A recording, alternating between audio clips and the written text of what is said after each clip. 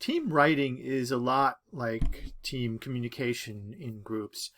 You have to have a plan up front. So this is figure 4 from your textbook, and it breaks down the strategy for team writing. First, identify the project requirements. What exactly has to get done? And can you break it down into components that you can then divide up? Second, create a project plan. And the key here is it says divide work fairly. Notice it doesn't say evenly. You may have different strengths in your group, in your team. So you may have one person who actually likes to write and another person who is okay doing research. So maybe one person writes more than everyone else, but they don't do any research.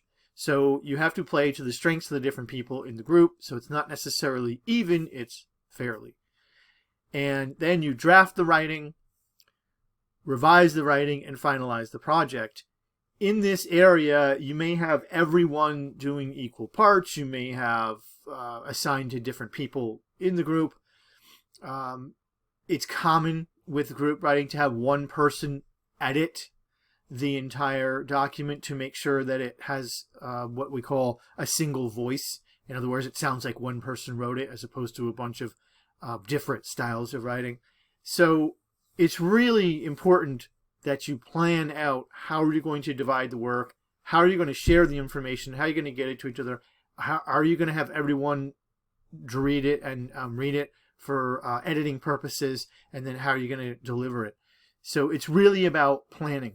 And one comment on this, when you comment on your peers' writing, it's very much like when you comment in a meeting.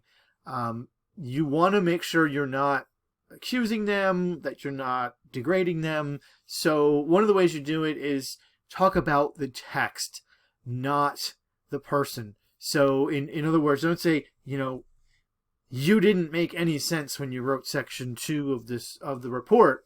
You would say, section 2 of the report confuses me. I'm not clear what that part of the report is trying to say. Notice I'm now sort of attacking the report, not the person who wrote it.